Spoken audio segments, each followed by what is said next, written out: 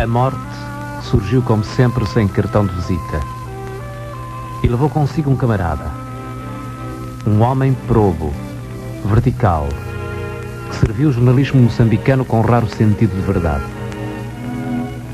Sucede que neste mesmo programa, numa rubrica semanal que tem vindo a prender inúmeros ouvintes, a voz desse camarada e a franqueza das suas respostas, há pouco mais de 4 meses, tiveram um assinalável eco. Vamos repor essa entrevista nas passagens que julgamos mais interessantes, entremeada com as opiniões sinceras de colegas que em vida o conheceram profundamente, com ele lidaram e muito admiraram. Morreu Gouveia Lemos. Mas esta simples homenagem de um programa de rádio que traz a sua voz de novo viva à recordação de quem o leu, garante que Gouveia Lemos é um daqueles que da lei da morte se libertaram por justiça dos seus méritos.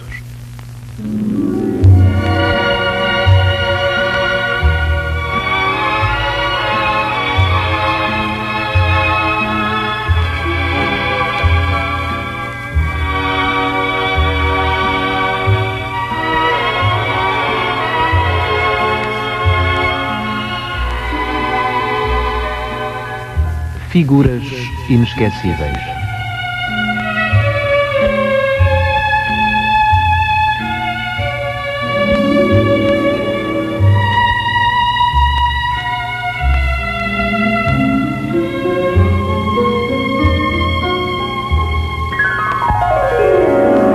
De visita à cidade da Beira, colhemos interessante conversa com uma figura inesquecível da nossa terra, o jornalista Gouveia Lemos. Com a franqueza de amigo e de homem simples que era, esta foi a nossa troca de palavras.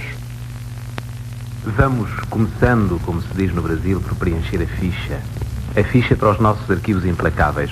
O seu nome completo, por favor? Eu chamo-me António Veríssimo Sarmento de Gouveia Lemos, mas não tenho culpa. Nasceu aonde? Nasci em Lamego, no norte de Portugal, uma cidadezinha muito antiga, que me marcou, como é óbvio, desde a infância, até porque a vida numa cidade de província como Lamego era fortemente influenciada por 2 polos que ainda hoje se podem perfeitamente detectar, os quais estavam e continuam estando assinalados pela existência de velhos edifícios, velhíssimas igrejas, grandes palácios que eram habitados, ou melhor ainda, eram ocupados normalmente ou por quartéis ou por seminários. É portanto em Lamego que eu nasci, foi portanto naquela terra de gente antiga, conservadora, fortemente reacionária, que eu fui educado. A sua família era uma família numerosa? Era sim uma família numerosíssima. Aliás, as 2 famílias, isto é, da minha mãe e do meu pai, eram numerosas. Minha mãe tinha muitos irmãos, o meu pai tinha muitos irmãos. Nós fomos muitos irmãos. Eu sou o mais velho de 6 irmãos. Fomos, portanto, educados ainda por esse motivo, de uma forma rígida, severa, muito disciplinada. Eu estou a insistir nestes pormenores, não porque eu considero muito importante dizer aos seus ouvintes o que me sucedeu na infância, mas para explicar como eu me considero um tanto ou quanto degenerado, depois que saí bem ao contrário do que seria lógico ser, é resultado destas influências e destas características, quer da minha terra, quer da minha família. Mas nós gostamos do pormenor exatamente pessoal. Qual era a sua brincadeira, por exemplo, predileta nessa altura? Fazer sonetos. Por acaso eram bem medidos, bem rimados, mas não tenho a mínima ideia de que eles tivessem algum mérito. Não tenho sequer documentos para hoje os avaliar, visto que os deitei fora todos. Alguns vendi-os. Vendi-os porque éramos muitos irmãos, como já disse.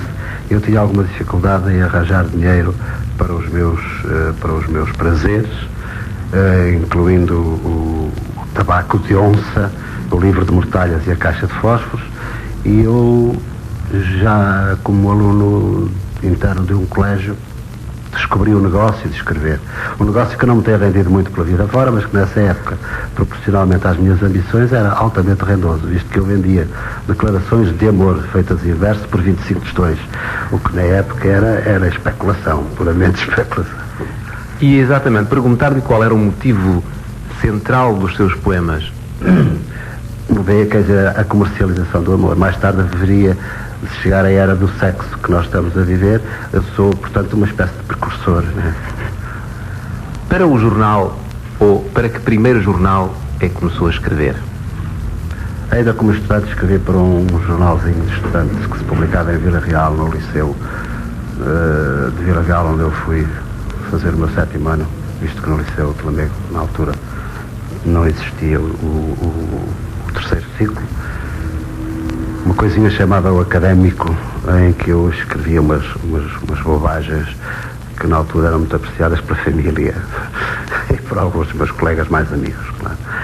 Mais tarde, já enfim, mais crescido, escrevi umas pequenas notas para um do jornal da minha terra, o Beiradouro, que assim se chamava, um órgão regionalista no qual se pretendia a criação de uma nova província chamada Beiradouro, com a capital em Lamego.